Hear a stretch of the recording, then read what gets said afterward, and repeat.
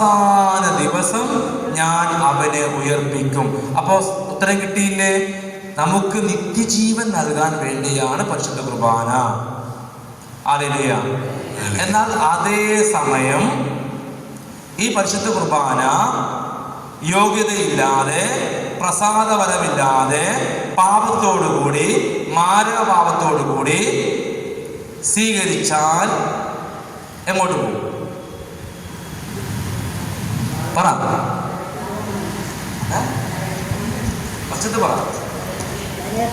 നരകത്തിൽ പോവല്ലേ?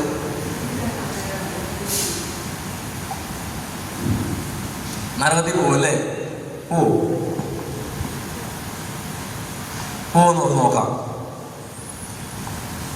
1 കൊരിന്ത്യസ് 11:27 മുതലുള്ള വചനങ്ങൾ. അതിൻ്റെ മുകളിലേക്കുള്ള വചനങ്ങൾ കർത്താവ് വിശുദ്ധ കുർബാന സ്ഥാപിക്കുന്നതിനെ കുറിച്ചുള്ള വചനഭാഗങ്ങളാണ്. നമ്മൾ വളരെ ഗൗരവമായിട്ട് കാണണേ. 1 കൊരിന്ത്യസ് 11:27 മുതൽ, തന്മൂലം ആരെങ്കിലും അയോഗ്യതയോടെ കർത്താവിൻ്റെ അപ്പം, ഏതാ കർത്താവിൻ്റെ അപ്പം? വിശുദ്ധ കുർബാന. നിങ്ങൾ ഓരോ വചനം എടുക്കണേ.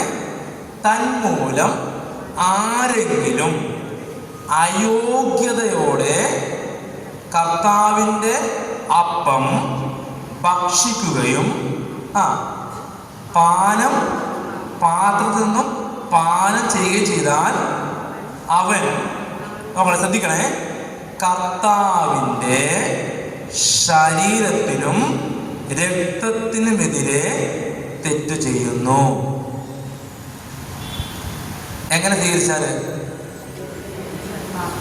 പ്രസാദപരത്തില്, കൃപാവരത്തില് വിശുദ്ധിയോടെ കുമ്പസാരിച്ച് ഒരുങ്ങി വിശുദ്ധ കുർബാന സ്വീകരിച്ചാല് അത് നിത്യജീവന്റെ അപ്പമാണ് എന്ന് ഈശോ പഠിപ്പിച്ചു.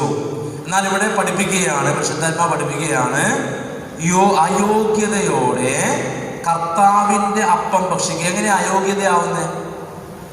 ആരോടെങ്കിലും വെറുപ്പ് വെച്ചിട്ട് കുർബാന സ്വീകരിച്ചാൽ അയോഗ്യതയാവുമോ? പറ. ആവും. സംശയം എന്താ? 10 പേരെ തെറിയും പറഞ്ഞിട്ട്, 10 പേരെ കുറ്റവും പറഞ്ഞിട്ട്, അല്ലെ എപ്പോഴും മദ്യവും കഴിച്ചിട്ട്, ജഡിക പാപങ്ങൾ ചെയ്തിട്ട്, വ്യഭിചാരം ചെയ്തിട്ട്, അവിഹിതം ചെയ്തിട്ട്, കുമ്പസാരിക്കാതെ കുർബാനയ്ക്ക് വന്നു കഴിഞ്ഞാൽ അത് അയോഗ്യമാണ്. ഹല്ലേലൂയ. പരിശുദ്ധ കുർബാന സ്വീകരിക്കുവാനുള്ള ഏറ്റവും വലിയ യോഗ്യത എന്താ? സഭ പഠിപ്പിക്കുന്നതാണ്. ഈ കൈയുടെ ഇവിടെ വേദനയുള്ള ഒരാൾ പ്രാർത്ഥിക്കട്ടോ. ഇവിടെ ഇങ്ങനെ ഒരു വേദന, ഈ ഒരു ഭാഗത്ത് വേദനയുള്ള ആൾക്ക് ശക്തമായ സ്പർശനം കിട്ടുന്നുണ്ട്. കർത്താവെ, ശാരീരികമായ കൈവേദനയെ കർത്താവ് സുഖപ്പെടുത്തനെ പ്രാർത്ഥിക്കുന്നു. കർത്താവെ, എല്ലുകൾ സംബന്ധമായിട്ടുള്ള അസുഖങ്ങൾ സുഖപ്പെടുത്തനെ പ്രാർത്ഥിക്കുന്നു. കർത്താവെ, ഈശോയെ നന്ദി, ആരാധന. കർത്താവെ, ആരാധിക്കുന്നു, സ്തുതിക്കുന്നു. കർത്താവെ, കരുണയായിരിക്കണമേ. ഹല്ലേലൂയ. സ്നേഹമുള്ളവരെ, ചിന്തിച്ചേ അല്ലേ? എന്താ വേണ്ടത്? നമ്മൾ കുർബാന സ്വീകരിക്കാൻ ഏറ്റവും വലിയ യോഗ്യത പ്രസാദവരം. എന്താ പ്രസാദവരം? പാപമില്ലാത്ത അവസ്ഥ. പുഷ്പമെന്നല്ലേ? പുഷ്പചേച്ചിക്ക് എല്ലാം അറിയാം. പുഷ്പചേച്ചിക്ക് ഹിന്ദുവാണ്, പക്ഷെ എല്ലാം അറിയാം.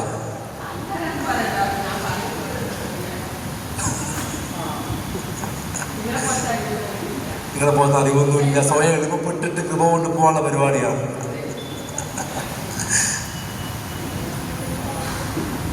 പുഷ്പിച്ച് ഞങ്ങളൊക്കെ, ഞാൻ ഒത്തിരി ഹിന്ദുക്കളെ ഒത്തിരി പേരെ എനിക്കറിയാം. നമ്മുടെ ചുറ്റുവട്ടത്ത് ഒരുപാട് പേര് യേശു ക്രിസ്തുവിൽ അറിഞ്ഞിട്ട് രക്ഷനായി വരുന്ന ഒത്തിരി ആത്മാക്കളുണ്ട്.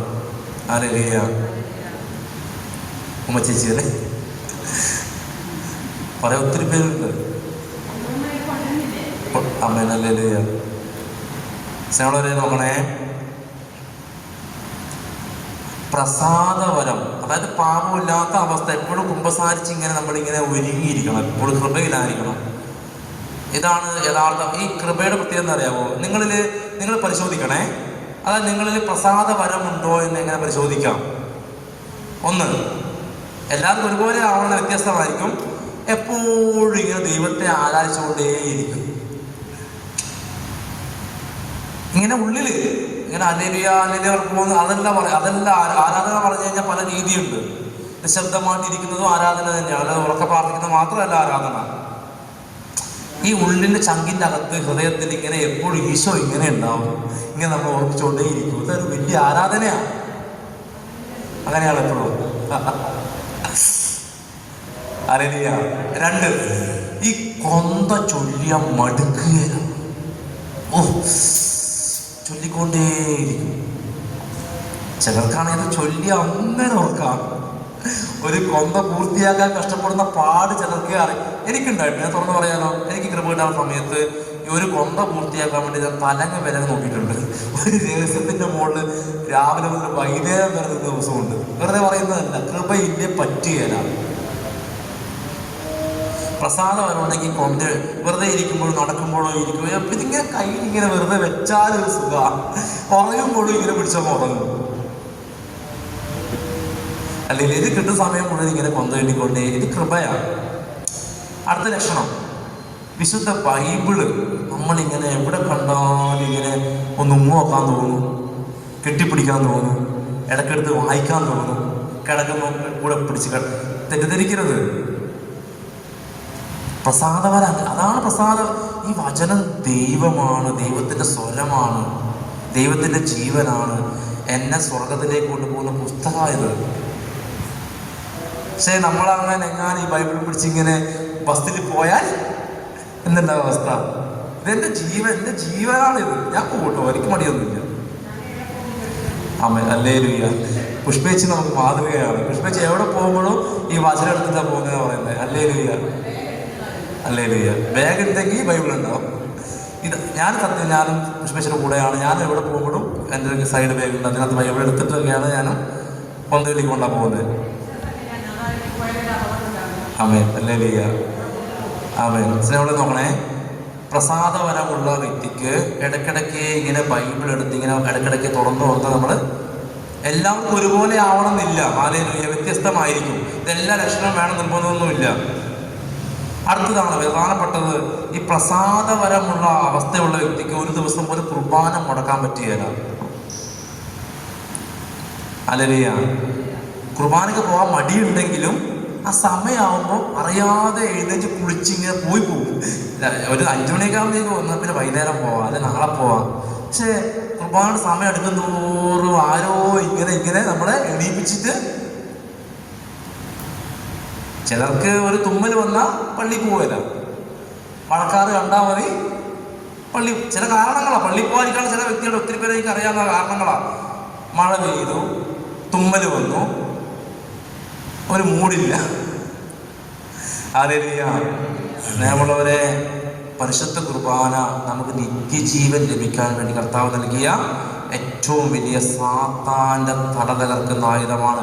എന്നാൽ അതേ സമയം തന്നെ യോഗ്യതയില്ലാതെ, വിശുദ്ധിയില്ലാതെ, കുമ്പസാരിച്ചൊരുങ്ങാതെ, പാപത്തോടുകൂടി പരിശുദ്ധ കുർബാന സ്വീകരിച്ചാൽ ആ വ്യക്തി നിത്യ നരകത്തിൽ പോയി കിടക്കും.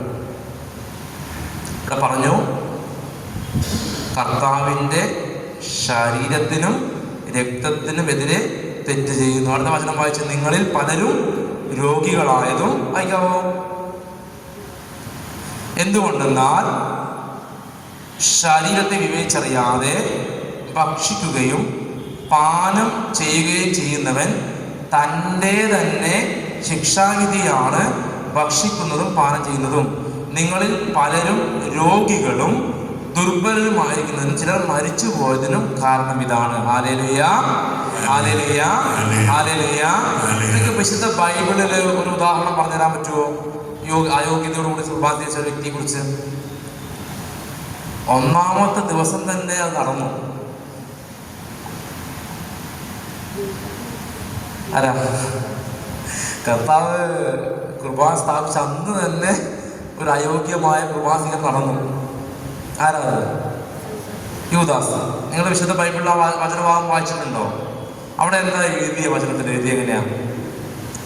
അപ്പക്കഷണം സ്വീകരിച്ചതിനെ തുടർന്ന് അവനിൽ സാത്താൻ പ്രവേശിച്ചു. ശ്രദ്ധിക്കണേ, എല്ലാവർക്കും ഒരേ കുർബാനയല്ലേ കൊടുത്തേ? അല്ലേ ഈശോ കൊടുത്തത്? അപ്പം കൊടുത്തത് അല്ലേ? പക്ഷെ യൂദാസ് സ്വീകരിച്ചപ്പോൾ തിരുവചനം പറയുകയാണ്, അപ്പക്കഷണം സ്വീകരിച്ച് തുടർന്ന് അവന് സാത്താൻ പ്രവേശിച്ചു. സ്വീകരിച്ചതിനെ തുടർന്ന് യോഗ്യതയില്ലാതെ പാപത്തോടുകൂടി അശുദ്ധിയോടുകൂടി പരിശുദ്ധ കുർബാന സ്വീകരിക്കുമ്പോൾ നമ്മളിൽ സാത്താൻ്റെ ഭരണം പ്രബലമാകും. ചില പാപങ്ങളിൽ നിന്ന് പിന്നെ മോചനം കിട്ടാതെ തഴക്കദോഷമായി എത്ര കുമ്പസാരിച്ചാലും പോകാത്ത അവസ്ഥയിലേക്ക് വരും. ഹല്ലേലൂയ. മാത്രമാണോ, ഇതൊരു ഒന്നാം തരം ബ്ലാക്ക് മാസാണ്. ഏത്? ഈശോ വസിക്കുന്ന എൻ്റെ ഹൃദയം എത്രമാത്രം വിശുദ്ധമായി ഞാൻ സൂക്ഷിക്കണം.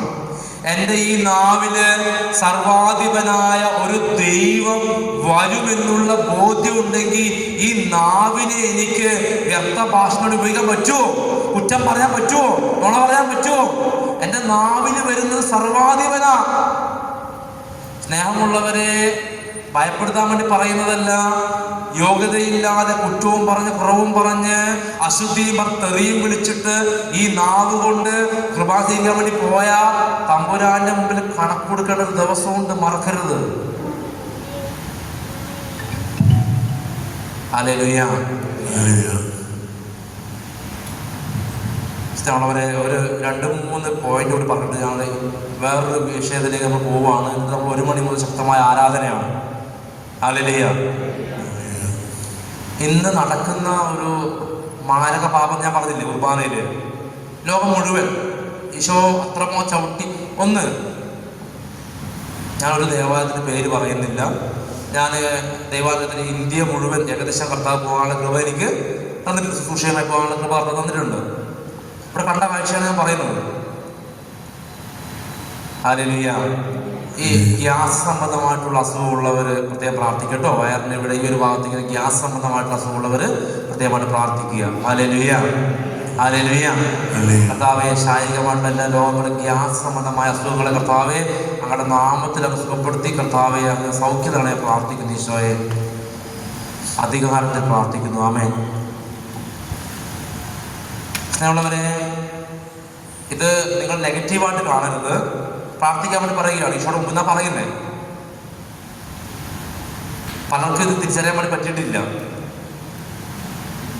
എൻ്റെ ഒരു ചോദ്യം, ഇപ്പോൾ ഈ തിരുവോസ്തിയിൽ കുർബാനയുണ്ട് അല്ലേ, ഈശോ ഉണ്ട് അല്ലെ, ഈശോയുടെ ഹൃദയം അല്ലെ, ഈശോയാണല്ലേ. തെളിവ് ആവശ്യമുണ്ടോ? നമുക്ക് വേണ്ട. അത് ഈശോയാണെന്ന് നമുക്കറിയാം.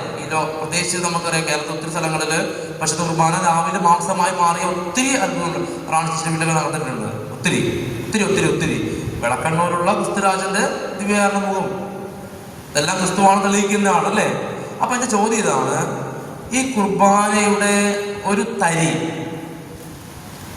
പൊട്ടിപ്പോയി എന്ന് വിചാരിക്കും, അല്ല ഒരു തരി അടർത്ത് മാറ്റിയാൽ ആ തരിയിൽ ഈശോ ഉണ്ടോ? വെറുതെ പറയല്ലേ, ശരിക്കും ഉണ്ടോ? ഉണ്ട്, സംശയമില്ല, ഉണ്ട്, നമുക്കറിയാം. അങ്ങനെയാണെങ്കിൽ ഞാൻ ചോദിക്കട്ടെ, നിങ്ങൾ ഇന്ന് ലോകം മുഴുവൻ നോക്കിക്കോ. ഈ കുറച്ച് വർഷങ്ങളായിട്ട് നമ്മൾ കയ്യിൽ കുർബാന സ്വീകരിക്കുമ്പോൾ, കയ്യിൽ കുർബാന സ്വീകരിച്ച ശേഷം കയ്യിൽ കുർബാനയുടെ തരി കണ്ടിട്ടുള്ളവർ കൈവക്കി. ഒന്ന്, അതായത് കുർബാന സ്വീകരിച്ച ശേഷം കയ്യിൽ കുർബാന തരി കണ്ടിട്ടുള്ളവർ ഒരാളെ കണ്ടിട്ടുള്ളൂ. നാവിലാണ് സ്വീകരിക്കുന്നത് അല്ല, അതിനു മുമ്പ് എപ്പോഴും കൊറോണ സമയത്തൊക്കെ നിങ്ങൾ സ്വീകരിച്ചില്ലേ കയ്യില്? ഒന്നും കൂടി പൊക്കിയേ. ഇത്രയും പേരുണ്ട്, ഇത്രയും പേര് കണ്ടിട്ടുണ്ട്. മതി, ഒരാൾ കണ്ടാൽ മതി. പക്ഷെ ഇവിടെ ഒത്തിരി പേര് കണ്ടിട്ടുണ്ട്. ഞാൻ കുറ്റം പറയുന്നതല്ല, ശ്രദ്ധിക്കണേ. അപ്പോ ഒരു 100 പേര് ലൈൻ നിൽക്കുന്നു കുർബാന സ്വീകരിക്കാൻ വേണ്ടിയിട്ട്. ഇവിടെയൊക്കെ നാവിലാണ് നമ്മൾ സ്വീകരിക്കുന്നത്. പക്ഷെ പല ദേവാലയം നിങ്ങൾക്ക് അറിയാത്ത, ഞാൻ കേരളം മുഴുവൻ ഒരു മാസത്തിലെല്ലാം പോകുന്നതാണ്, അധികം പോകുന്നതാണ്. ഇവിടെ ഇവിടെ തന്നെ ഒത്തിരി ദേവാലയങ്ങളിലൊക്കെ സംഭവിക്കുന്ന കാര്യം തന്നെയാണ്. കയ്യിൽ കുർബാന കൊടുക്കുന്നുണ്ട്, പ്രത്യേകിച്ച് തൃശ്ശൂർ ജില്ലയിലൊക്കെ നന്നായിട്ട് കൊടുക്കുന്നുണ്ട്. ഈ 100 പേര് കുർബാന സ്വീകരിച്ചിട്ട് തിരിച്ചു പോകുമ്പോൾ നിങ്ങൾ നോക്കിക്കോ, എന്തായാലും ഒരു 20 പേരുടെ കയ്യിലെങ്കിലും കുർബാനയുടെ അംശമുണ്ട്. ഇല്ലാന്ന് പറയണ്ട, ഞാൻ ഒരുപാട് തെളിവുണ്ട്.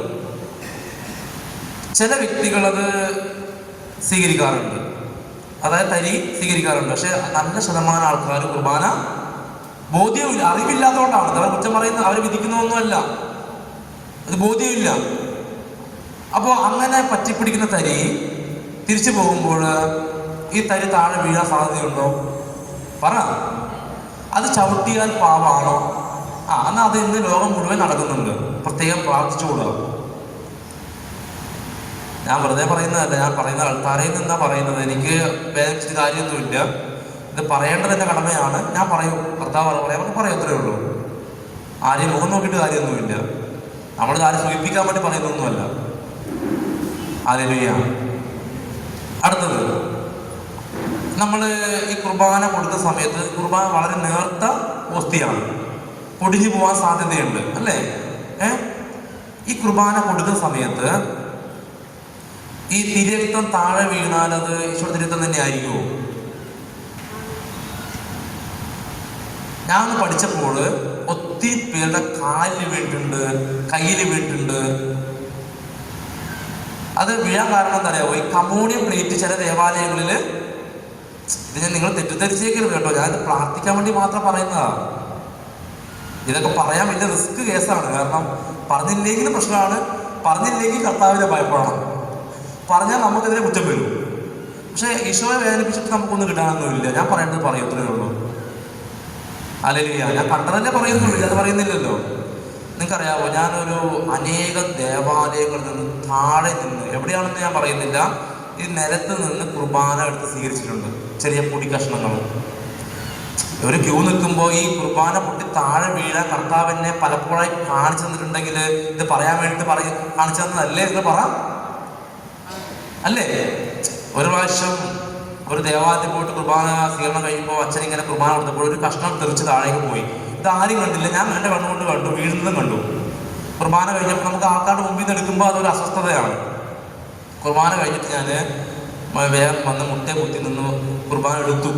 ചുടമ്പെന്ന് ഞാൻ പറയുന്നത്, വെറുതെ പറയുന്നതല്ല. കുർബാന എടുത്തപ്പോഴേക്കും ഈ ലാറ്റിൻ കുർബാനയിൽ അവസാനം ഈശോയെ എടുത്ത് ഉയർത്തുന്ന സംഭവമുണ്ട് അല്ലേ? എല്ലാ കുർബാനയിലും ഉണ്ട്.